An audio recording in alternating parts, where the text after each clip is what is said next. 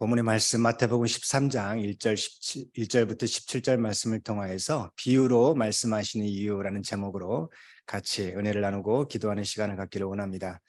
예수님께서 비유로 말씀하신 이유가 뭘까 생각해 보게 되면요. 이 질문이 13장 10절에 나옵니다. 예수님께서 비유로 씨 뿌리는 비유를 해주셨어요. 그런데 제자들이 예수님께 나와 가지고 어찌하여 비유로 그들에게 말씀하십니까? 라고 질문을 합니다. 그럴 때 예수님께서 뭐라고 대답하시죠? 대답하여 이르시되 천국의 비밀을 아는 것이 너희에게는 허락되었으나 그들에게는 아니 되었다라고 말씀하고 있습니다. 이 천국의 비밀이 뭔가 예수님께서 비유로 이 13장은 다 거의 비유 말씀입니다. 이 비유로 말씀하시면서 35절을 보게 되면 그 이유를 설명해 줘요. 이는 선지자를 통하여 말씀하신 바 내가 입을 열어 비유로 말하고 창세부터 감추인 것들을 드러내리라 함을 이루려 하심이라.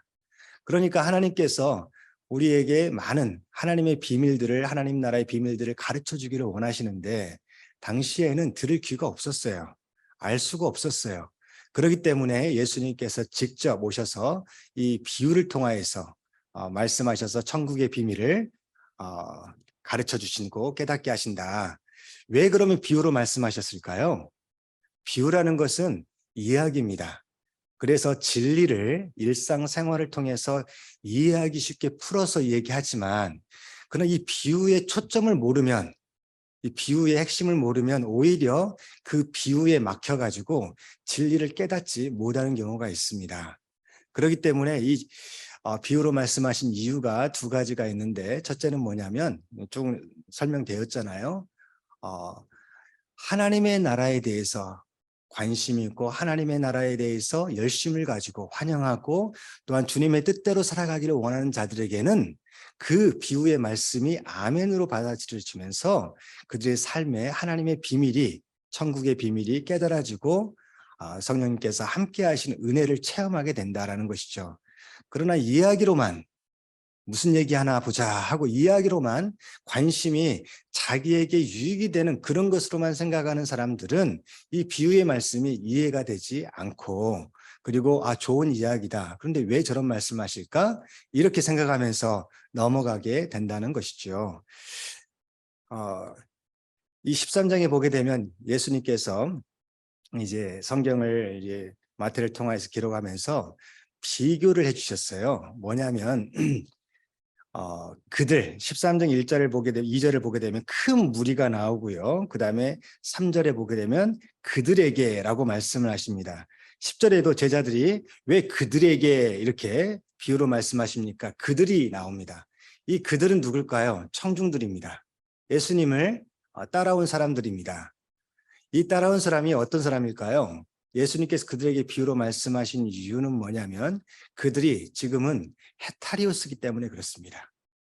이해가 되시죠? 이제 헤타리오스가 무슨 말인지 아시니까.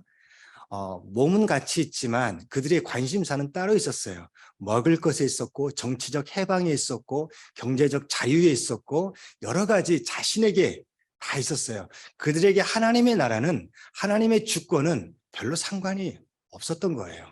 그렇기 때문에 그들에게는 비유로 말씀하셨다, 이렇게 우리가 이해할 수 있습니다. 그런데 여기서 두 번째로 제자들이 나오잖아요.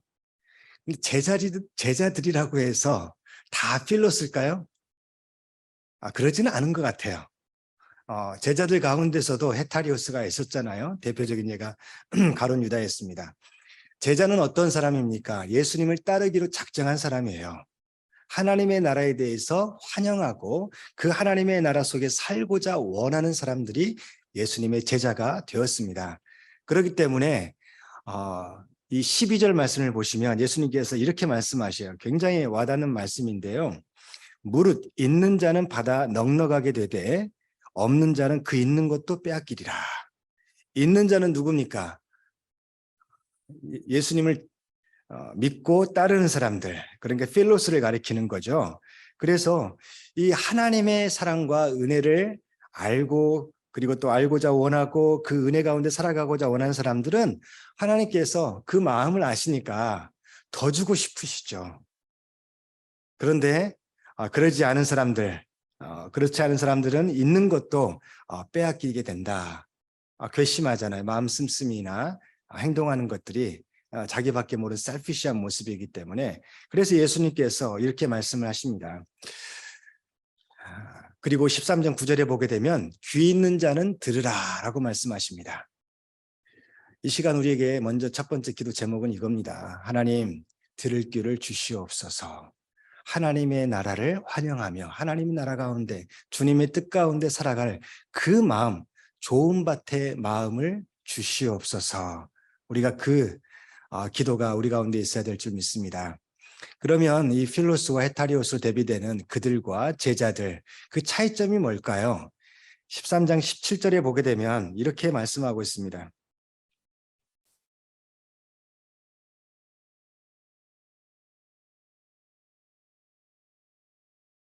15절입니다. 15절.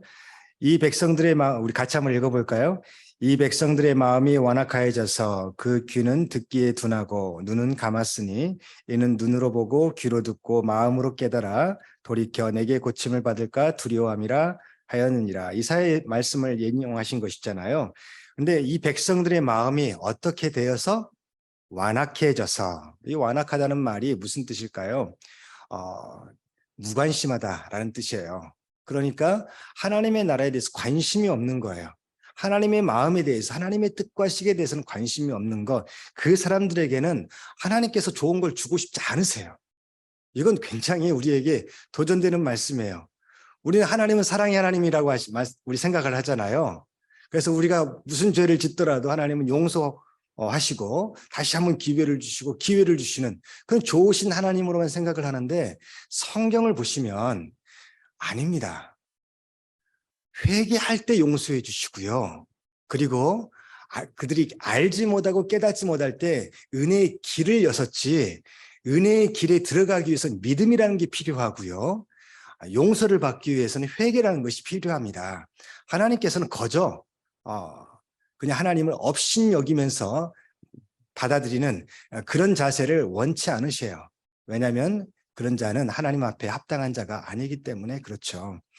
그래서 우리가 주님 앞에 어떻게 하면 들을 수 있는 귀를 가질 수 있을까? 하나님을 만으로 여기지 말고 하나님을 하나님으로 인정하고 하나님께서 행하신 일들, 하나님의 나라에 대해서 관심을 가지고 귀를 기울이는 자가 하나님의 말씀이 들리게 된다라는 것을 알 수가 있습니다. 그래서 그들은 헤타리오스라고 얘기할 수 있는 그들은 예수님께서 비유로 말씀하신 길가, 돌밭, 가시떨기에 해당되고요. 그래서 하나님의 말씀을 듣기만 하고 따르지 않는 사람들이죠. 따를 마음 자체가 처음부터 없는 사람들입니다. 어차피 깨달은 대로 살지 않을 사람들이에요. 그리고 애초에 깨닫지도 못하게 그래서 하시는 것이죠. 여기에서 우리가 중요하게 생각할 것은 뭐냐면 우리도 하나님의 말씀을 깊이 묵상하고 순종하지 않는다면 하나님의 말씀은 비유로만 남겨질 수 있다는 거, 우리에게 도전되는 말씀입니다. 그러나 제자들 필로스는 좋은 땅은 예수님을 따르고 하나님의 나라를 환영하며 말씀에 순종할 준비된 자세가 있는 사람, 그 사람이 바로 하나님의 나라에 합당한 자다라고 말씀하시고 하나님께서 그들에게 말씀을 들려주시고 하나님의 나라를 보여주신다. 우리가 그렇게 믿습니다.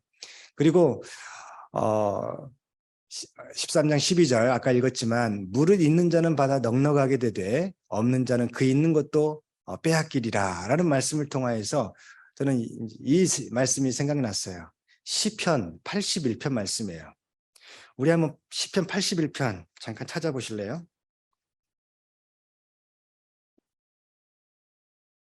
시편 81편을 보게 되면 구약 863페이지 10절부터 우리 10절 제가 읽어드리겠습니다. 나는 너를 애굽 땅에서 인도하여 낸 여호와 내 하나님이니 내 입을 크게 열라 내가 채우리라. 주님께서 말씀하셨습니다. 하나님께서 입을 크게 벌려라 내가 채우겠다. 이 말씀은 뭐예요? 하나님께서는 이렇게 준비된 사람, 하나님의 나라를 환영하고 하나님의 말씀을 듣기를 기뻐하며 그 들려진 말씀대로 순종하기를 원하는 사람, 좋은 땅이 되기를 소원하는 사람, 그 사람들에게는 채워주시겠다고 약속하신 것이죠. 계속 말씀을 읽어보면 내 백성이 내 소리를 듣지 아니하며 이스라엘이 나를 원하지 아니하였도다. 그들과 같은 거예요. 그러므로 내가 그의 마음을 완악한 대로 버려두어 그의 임의대로 행하게 하였도다. 내 백성아 내 말을 들으라. 이스라엘아 내 도를 따르라 라고 말씀하고 있습니다. 그렇게 되면 내가 속히 그들의 원수를 누르고 내 손을 돌려 그들의 대적을 치리니 여호와를 미워하는 자는 그에게 복종하는 채 할지라도 그들의 시대는 영원히 계속되리라. 이 말씀이 이제 번역이 오해가 될 수 있는 번역인데요. 15절을 보게 되면 이런 말씀이에요.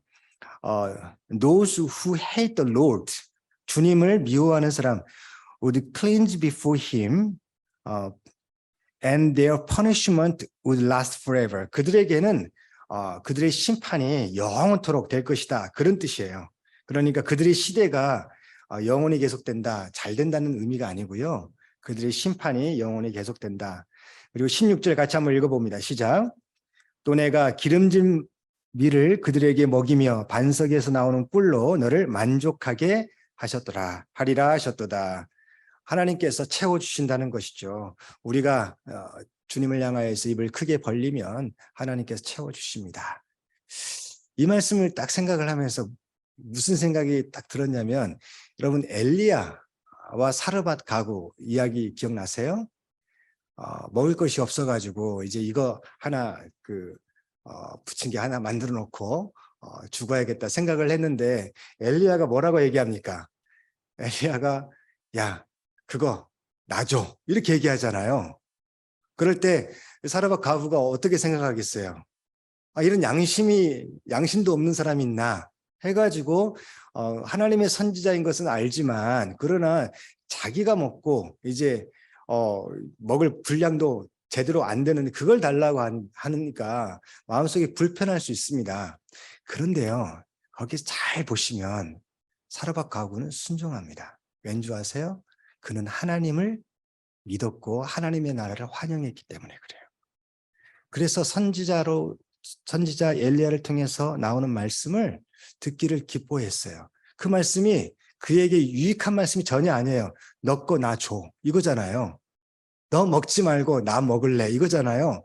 인간적인 생각으로는 하나님에 대한 신뢰나 하나님이 이 사람을 보냈다라는 그런 하나님에 대한 그 믿음이나 이해가 없으면요 받아들이기 어려운 상황이에요. 그런데 그는 순종합니다.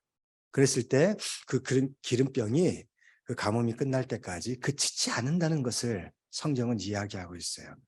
그러니까 이 사르밧 과부는 비유로만 듣지 않았어요. 농담으로 듣지 않았어요. 어떻게? 순종해야 될 말씀으로 들었단 말이에요. 그리고 순종을 했어요. 그랬더니 하나님께서 은혜를 베풀어 주신 것을 우리가 알 수 있습니다. 또 한 명 있죠. 엘리사. 엘리야의 제자 엘리사가 열왕기하 4장인가요?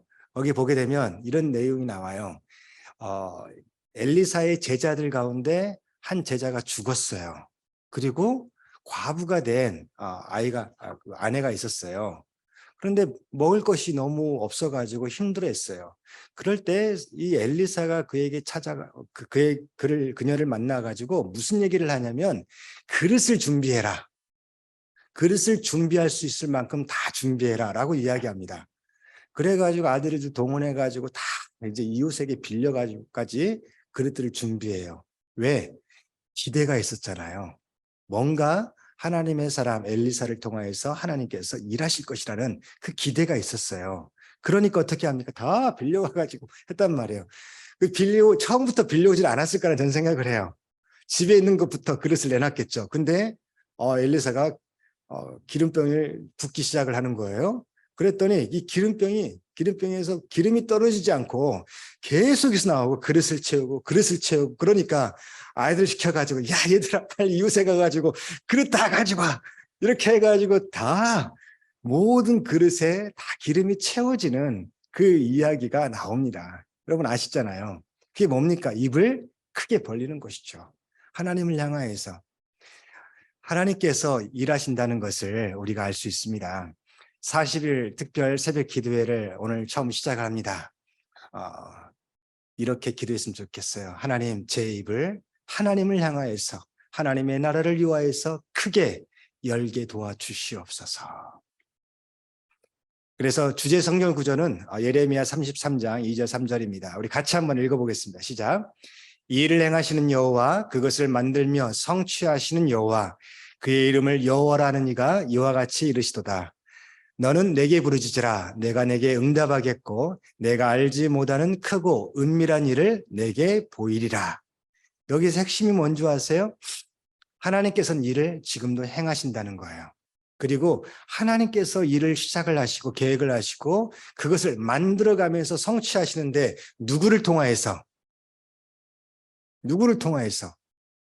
믿음의 사람을 통하여서, 예수 그리스도의 제자들과 같은 필로스를 통하여서 하나님의 사람들을 통하여서 성취하신다라는 것이죠. 그래서 그 하나님의 사람들이 제일 먼저 해야 될 일이 뭐냐면 하나님을 향하여서 부르짖는 겁니다. 그러면 하나님께서 들어 응답하시고 전혀 생각하지 못했던, 기도하기 전에는 깨닫지도 못하고 기대하지도 못했던 일들을 하나님께서 보여주신다. 예수님께서 똑같이 말씀하셨어요. 요한복음 5장 17절을 보게 되면 우리가 잘 아시는 말씀이잖아요. 내 아버지께서 이제까지 일하시니 나도 일한다. 우리도 하나님께서, 주님께서, 성령님께서 지금도 일하시니 우리를 통하여서 누군가 하나님을 향하여서 부르짖는 사람들, 입을 크게 여는 사람들, 마음에 문을 열고 하나님 나라를 환영하며 하나님의 뜻 가운데 순종하기를 원하는 자들, 그들을 통하여서 일하신다. 그것을 우리가 믿고 하나님, 우리도 하나님께 쓰임받는 하나님의 나라를 통하여 하나님의 나라를 우리를 통하여서 많은 사람들에게 경험되게 할 수 있는 믿음의 사람들 되게 도와주시옵소서. 그렇게 기도하셨으면 좋겠습니다.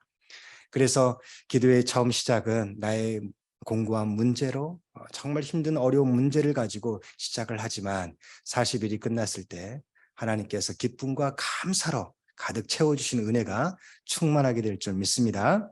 다 같이 그 은혜를 사모하면서 기도하시기를 바랍니다. 다 같이 기도하겠습니다. 하나님 아버지, 감사합니다. 주님께서 우리를 사랑하여 주시고 하나님의 말씀을 사모하며 기도하게 하시니 감사합니다.